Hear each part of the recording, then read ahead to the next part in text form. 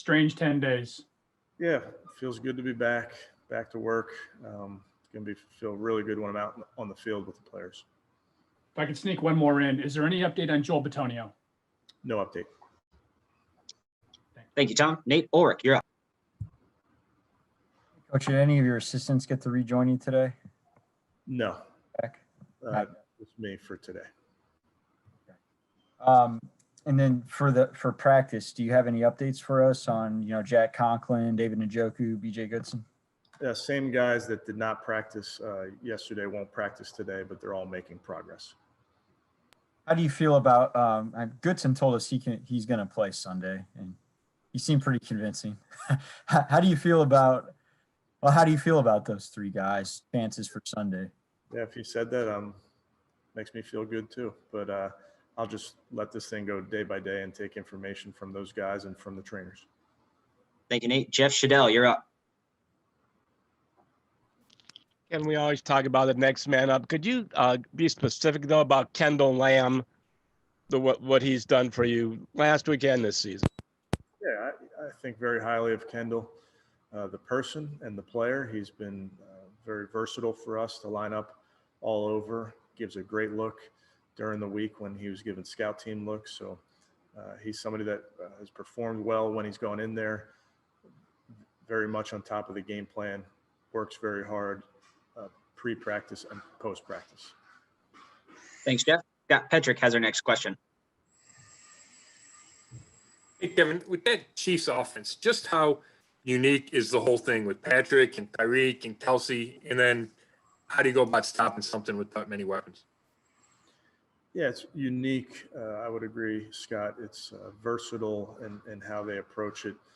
They have weapons on the perimeter, weapons coming from the backfield, and then they have a great trigger man. And so I think everybody's seen it. It's a difficult offense to defend, both schematically and personnel. And you talked about Andy Reid as a play caller. The fact that he seems to have so many varieties to what he does that make it even more difficult? Yeah, I think they do a nice job. Situationally, I think they have a bunch of different ways that they can attack you. So we have to be about our business. It's a rules game. You got to be sound in what you're doing. Thanks. Thank you, Scott. Mary Kay Cabot is next. Can you just address a little bit about how you have your experience to draw on, I mean, even pretty recent experience of going to a championship game and the level of intensity that you have to take it up to, and how do you get that message across to your guys? Yeah, Mary Kay, I think, it's January, so they're well aware of what's at stake. And really our focus is just playing good football. I know that sounds simple, but that's kind of what we're hanging our hat on. And that's part of Thursday is understanding what the coaches installed this morning, getting out on the field, walking through it, and then having a really sharp practice. But ultimately, when you get in that stadium Sunday, everybody's well aware of what's at stake. Thank you. Thanks, Mary Kay. Fred Greetham, we'll go to you.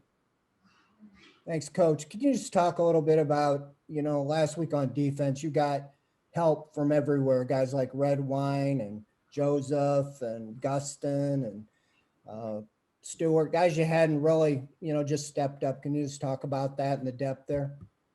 Yeah, Fred, that's something that I've seen from our guys throughout this season. I'd throw Vincent Taylor in there, getting his hand up and getting that ball in the air. That Porter made a great play to intercept. So it's going to take everybody that's dressed on Sunday, and we're going to need contributions from everybody. So that's kind of been our mentality, and that's been what the guys have done all season. Thank you, Fred. Marla Ridenour has our next question. Yeah, Coach, good to see you. I can't resist asking this. This is going to be a while before you go back in that basement again. It will be. Those walls are closing in on me. So I'm enjoying this big building and those fields. I can't wait to get out on them. Thank you. Thanks, Marla. We'll go back to Jeff Shadell. Hey, Kevin, you guys are 6-3 on the road this year. That's pretty good. So what is your secret to playing as well on the road as you do at home? Yeah, I think when you go on the road, there's that us against them mentality, and it's a little bit different now without full stadiums. But I know Arrowhead's going to have some fans. I know it's going to be loud, but you really just got to stick together. but ultimately we understand our brand of football and making sure that we're playing true to that. Thanks, Jeff. Daryl Ryder, you're up. Hey, Coach, I wanted to ask you about Travis Kelce. You know, he was already a perennial Pro Bowler, and this year he had a career year, most catches, most yards. Such a, why is he so difficult to defend? He is a great player. Can do it all. Runs like a receiver, catches like a receiver, but is obviously a big player. You know, size and speed, rare combination of size and speed and athleticism. I mean, the tape is very, very impressive. And then I know on Monday you talked about just how you felt like a Browns fan having to watch that game, you know, from your basement. I'm curious, as a coach, did you learn anything just from that experience? Like, as a coach, does it give you a different perspective on how you view the game or anything like that?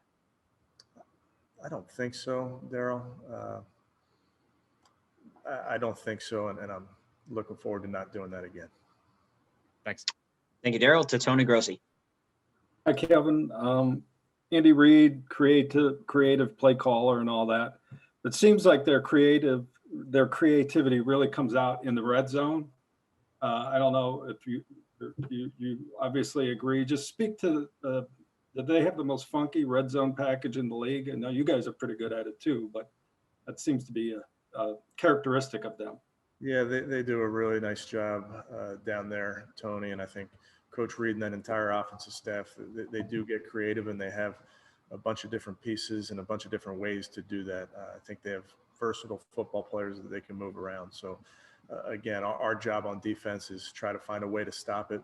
And ultimately you can't plan to stop everything they do. You just got to stick to your rules and treat it with anything that comes your way, just making sure that you're being sound in how you try to defend it. And now Joe Woods mentioned that you were in pads yesterday. You get a padded practice every week in the postseason? As far as I understand, yes. Okay, so you had to use one since the Jets game. Yeah, and Wednesday is typically the day where you put them on and get the guys used to them, and they got really good work in yesterday in those pads. Thank you. Thank you, Tony. Mary Kay Cabot is next. Yeah, in terms of Ronnie Harrison, I think it was only about 11 snaps in that first game. Was that sort of the track that he's on, and do you expect a lot more this week? Yeah, I do expect more from Ronnie, and he's ready to go. You know, he was kind of in and out of the lineup, so to speak, you know, during the week last week, where he was ruled out and then was able to come back. So with a normal week of practice, I do expect him out there. Did he have some kind of little minor setback or something? No. I just make, you know, again, somebody's in and then they're out and then he's back. So I'm pleased that he's here the whole time. Okay, thank you. Thank you, Mary Kay. Scott Petrick, you're up. Kevin, people talked about, you know, the intensity goes up in the playoffs. Is it possible for Jarvis to play any more intense than he does in the regular season? Probably not. You know, he treats every practice like it's the game. So, you know, the players follow his lead, and he knows that. So he brings a level of intensity to all these get-togethers. And just how well has he played for you over the last, whatever it is, month, 2 months? It feels like he's making big plays every week. Yeah, we call his number in big moments, you know, and he's come through for us. And again, he understands his role, and that's when we're counting on him, and he gets that. Thanks. Thanks, Scott. Back to Daryl Ryder. Hey, Coach, I wanted to ask you about the depth of your offensive line this year. You've had a ton of injuries up front. You've had to use a lot of guys at a lot of different positions, and it just seems unusual to maintain a level of play when you have that volume of adjustments. Could you just, you know, speak on the job that Bill Callahan has done preparing those guys, and then also just, you know, from your perspective as a coach, you know, the comfort level you have knowing that you can plug and play guys up there and you can expect to get a premium performance? Yeah, well, Daryl, you'd love to play the same 5 guys all season. And sometimes that happens, but wasn't the case this year. And you're relying on your depth, and you're relying that depth is ready to play and perform at the same or similar level as the guy they're replacing. So, I think it speaks to the players' preparedness is a credit to them and the work that they put in. And then obviously it's a credit to Coach Callahan and Scott Peters and Ryan Cordell and all the work that those guys put in pre and post practice and on these Zoom calls to get ready to play. Thanks, Daryl. Tom Withers, you're up. Thanks, Rob. Kevin, clearly you guys had to adjust as a staff last week. Based on that experience, does the workflow change going forward? Is there anything you can learn off of that adjustment you had to make? I don't think so, Tom. We work so much on Zoom and we cover a lot of ground in meetings on Zoom. So that was pretty much similar to what we've done. And then game day, we've had coaches out before, and that's why we have these contingency plans. And regardless of who's out there, we expect the communication to be on point. I know you missed everything while you were away. What'd you miss most? Yeah, I mean, on a professional level, just being around the team and being around the coaches and the players. And then, isolating from my family is no fun. I should mention that. Thanks, Kevin. Thanks, Tom. Nate Orrick, back to you.